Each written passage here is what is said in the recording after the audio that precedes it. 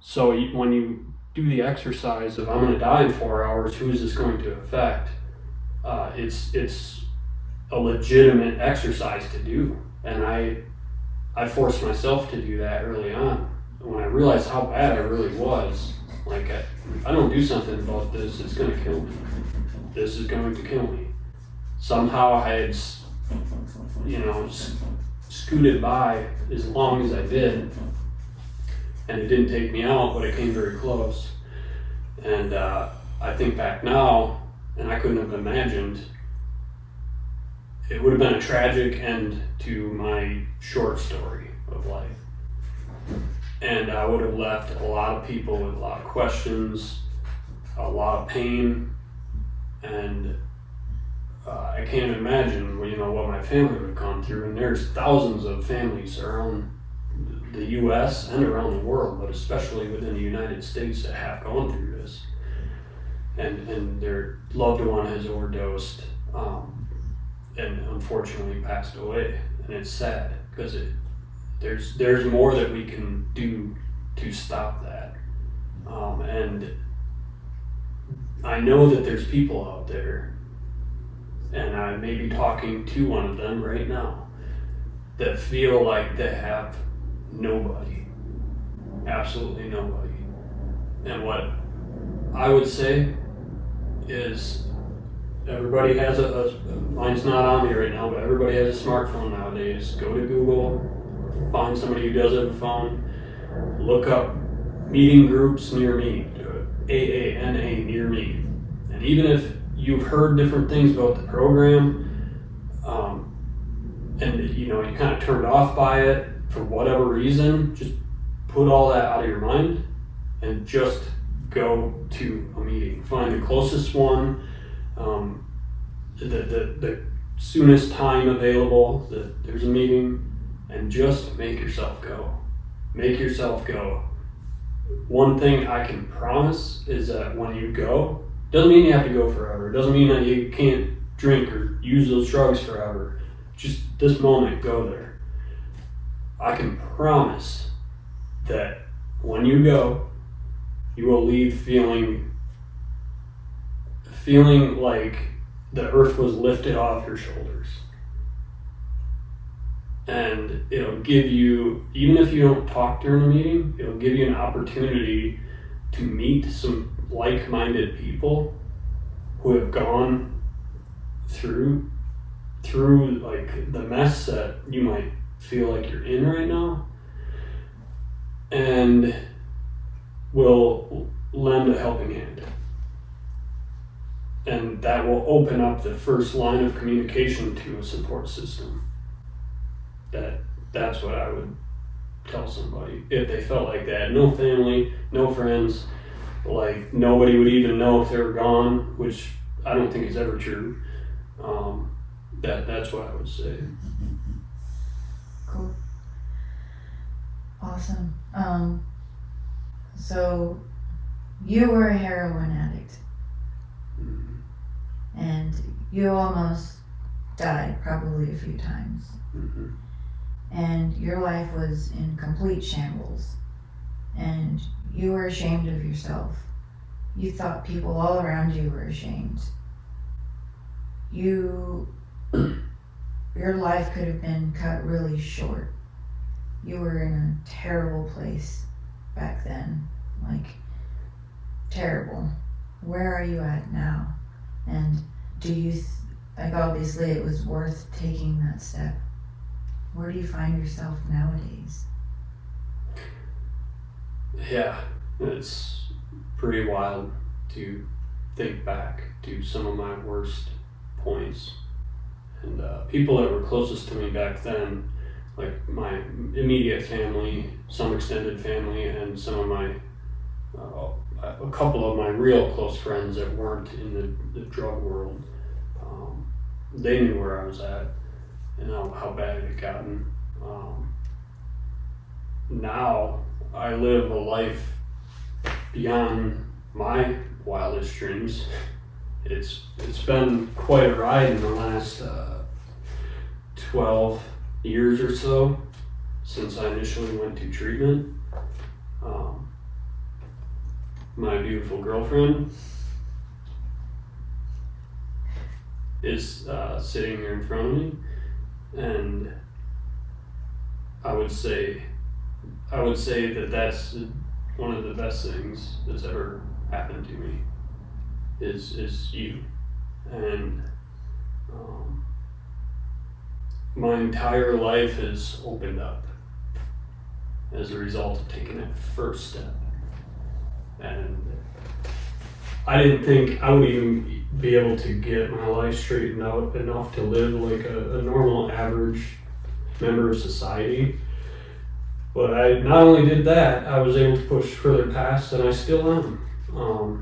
In terms of business, in terms of personal relationships, family relationships, in terms of not being broke every day, because I've spent every penny I work hard for on drugs.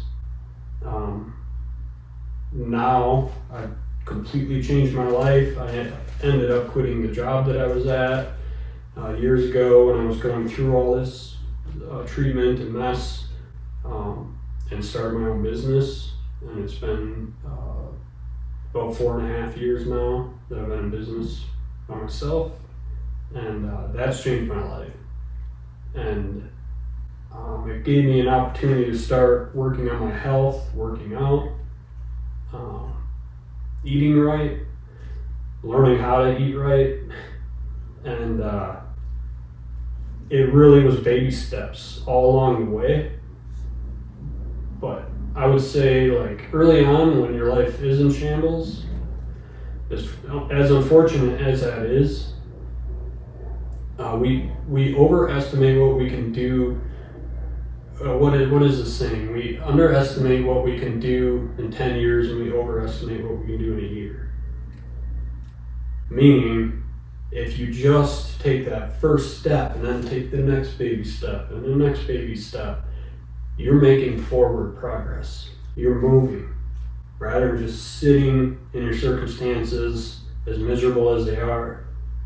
You're not perfect, and you're not even close to perfection, but you're moving forward. You're progressing. You're taking that one step at a time. The more you do that, the more things start to just fall into place. You start to feel better physically. Once you get that stuff out of your system and you're able to move forward, people, like wonderful people, it seems like they pop out of the woodwork. They just kind of just fall into your life. Opportunities for business or activities that you can have fulfillment in doing. The biggest one for me nowadays is flying paramotors. And I do a lot of fun things. I love playing guitar, I love riding a motorcycle, I love doing stuff like this. But flying paramotors has completely changed my life, and it's opened me up to a world that I didn't even realize existed. It's kind of like a whole other community of people, a lot of good people, and is how I met you, in fact. Everything looks night and day different from what it did even 5 or 6 years ago. But if I look back to when I first ever went to treatment, and things were at their worst point, it's unrecognizable. I am physically unrecognizable, and I'm still a work in progress. I will be till the day I die. Hopefully that's not for a long time. None of us really know how much sand we have left in the hourglass. But as long as I'm here, my main goal is to continue to improve. I'm finally able to put some weight back on. I look healthier, my skin's healthier, more healthy, I should say. Reading books, literature, personal development. I just went all in. When I finally got past the point of not being able to physically control my urge to use drugs to get through. Once I got past that, then I could keep taking those baby steps. And the cool thing about that is if anybody's alive today or went to school ever, they probably heard of the compounding effect. It's usually talked about with money, but it works in everything in life. You start taking those baby steps, and at first it's like getting a train moving. It takes a lot of energy to get it moving. Once it's moving, you're finally able to use the momentum from it. And it's just like that. Early on, those first baby steps you take, they're so hard. And it's like just to lift your leg up and take the next step. So challenging and so painful. But you do that, it gets less and less painful. And all these steps that you're taking, they start to compound. So the results that you wish you'd see in your life, you sometimes don't see them right away. Or you may see some small effects, positive effects early on.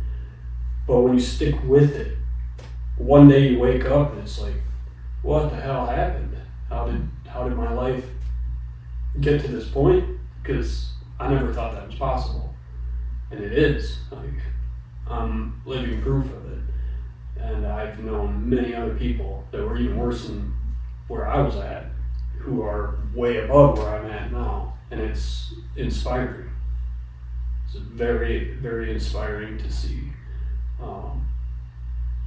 And it will, as long as you stay consistent. And if you screw up, whether it's relapsing or you get away from some good habits you're starting to build, you can't beat yourself up about it or have a pity party about it. You gotta just face it, admit it, I screwed up. You're gonna screw up. We're humans. We all screw up. We make mistakes. The thing that truly matters is not letting that stop your progress that you'd already made. You just face it, admit it, and then keep taking those steps. Keep taking those steps. And all the while it's building these new habits within you. And the other thing I would say to add to that is seeking information, seeking help, and seeking information. We live in the information age. Information is not a problem today. It's the lack of desire to seek the information or the ability to put the information together into a program, if you will, that's easy and digestible and something that you can actually follow. All the information's out there. You just have to find the bits and pieces and you have to start putting it together for yourself. And what I mean by that is information on how to fix your credit, your finances, relationships, how to handle triggers or situations that may trigger you back to the drugs. But recovery to me is not just stopping drugs or stopping drinking, whatever it is that you're having a problem with. It's an all-encompassing, it's all-encompassing of your entire life. It's everything.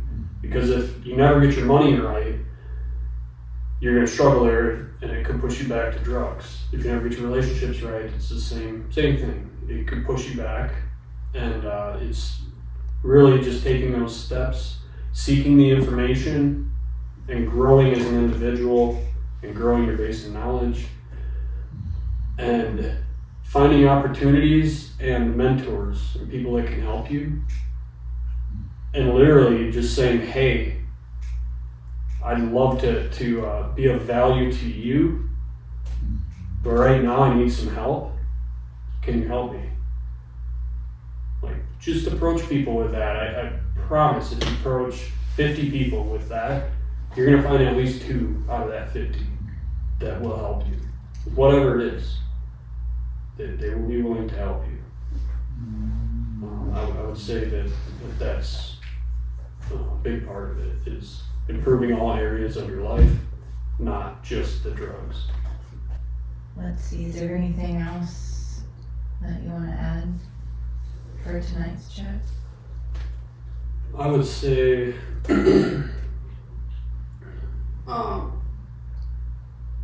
yeah, I mean, you have a choice to make. We all have a choice to make every day. How are we going to face the day? How are we going to charge into the day? Are Are we going to ignore problems and keep sweeping them under the rug? Or are we going to face them? Because the only thing that moves you forward in life is facing the problems. Doesn't mean that it's easy, but it is simple. It's so simple. Not easy, but it's very simple. You just need to find that accountability, whether it's a person or a group of people. You just need to start reaching out and finding somebody who will listen to you. And something I didn't mention earlier is that if you're feeling, there's all different types of people, different shape sizes, different walks of life that end up in these bad situations. It's not always the person that you would expect, living under a bridge or whatever, homeless. And oftentimes that's the case, but there's a lot of other types of people dealing with it too. And maybe they have a public image or something that they want to protect, that they feel like this is going to destroy if they try and face and deal with it. And what I would say is that from my experience going through all of this, is people will respect you for being vulnerable and putting yourself out there.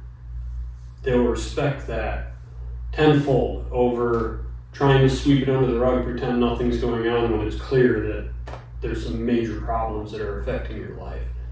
Because people with that good radar that we have as humans, they can tell when something's not right and something is dragging you down. If you take action and you push forward to fix that problem and accept help from other people and whatever you have to do, do whatever you have to do. You just have to start to build that fire within yourself to push forward. Everybody who you may be worried about judging you or thinking less of you or talking about you behind your back, if there is anybody that would do that, they don't belong in your life anyway, and you shouldn't care about what they're saying. It doesn't matter what they're saying. What they're revealing is more about themselves than they are about you. And the people who really matter will stand out in the crowd, and they will respect you. I can promise they will respect you so much more. Even the people that you may think are automatically judgmental or very religious, Bible thumpers, whatever it is, people that just naturally seem more judgmental, because some humans seem to be more judgmental, you'll be surprised how people will approach you. They'll offer a lending hand, they'll offer support, and they'll do whatever they need to do to help you. And you'll find out that they're not talking crap behind your back, that they're actually supporting you. And that was one of the biggest light bulb, or not light bulb moments, but becoming aware of the fact that many people actually gave a shit about me, who I thought were going to judge me. It felt good to know that. But you never find that out or know it or get to that point if you don't start taking those steps. So if that's one of the big roadblocks, which I know it is for a lot of people, is the shame, the thoughts of what will happen. Well, what's going to happen if you don't address the problem? Guaranteed it's going to be a whole hell of a lot worse. Guaranteed. So, to me, that leaves one option. Take the step forward. Go to a meeting. Reach out to somebody you know has struggled with it in the past, and maybe they've gotten past it and they manage your life a lot better now. Whatever you have to do, people are out there to help. I'm here to help the best way that I can, or that I know how. I can't help everybody, but wish I could. Yeah. Cool. And well, just for funsies, what what is one of your favorite quotes? Ooh, that's Just one of your favorite quotes, not that's your a favorites. toughie. Probably have many favorite quotes. Yeah, That comes to mind. I'm gonna probably mutilate the original quote, so I'll paraphrase it. And I can't even remember where the original quote came from, but it's something along the lines of, if you do easy, life will be hard. If you do hard, life will be easy. Again, I'm paraphrasing that. I know it's worded differently, but it's like, if you do the easy things in life, if you resist anything that's uncomfortable and you do the easiest thing possible or just enough to get by with whatever it is, especially with addiction or any form of addiction, the rest of your life will be hard. If you do the hard stuff up front, the rest of your life becomes easier. And I used to hear that quote and I would think, bullshit, like, it's not accurate. Because I felt like I was doing hard stuff in the beginning and life wasn't getting easier, but not enough time had elapsed or passed yet to reach that point where it got easier. And I know just from experience now that quote is 110% true. The harder the things are that you tackle early on or today, right now, like tackle the hardest thing, tackle the hardest thing, tackle the hardest thing. Talk about your feelings, reach out to people, whatever the hell it is you have to do, you just have to do it. And life will slowly start to get easier. And then a couple of years go by and it's like a curve of improvement and a curve of a newfound life begins to take off. And that compounding effect starts to happen. But if you do hard, if you do easy, life will be hard. If you do hard, life will be easy. That's probably my favorite quote. Cool. Well, this concludes our chat for tonight. And thank you for sharing your story, and thanks for your interest in wanting to help others that might find themselves in a situation that you were once in and got out of. I'm happy to do it, and I feel like it's my responsibility because people did that for me. And to anybody that's watched this far, there's a reason you're still watching. Like, seek help, find somebody, drop a comment on this video or on some other YouTube video or on a Facebook video, wherever it is you're watching some of this stuff. Drop a comment. Tell people, hey, can somebody help me? Whatever it is. Take that step. Do it. Your future self will thank you. That I can guarantee. All right. That was good. Well, that tastes good.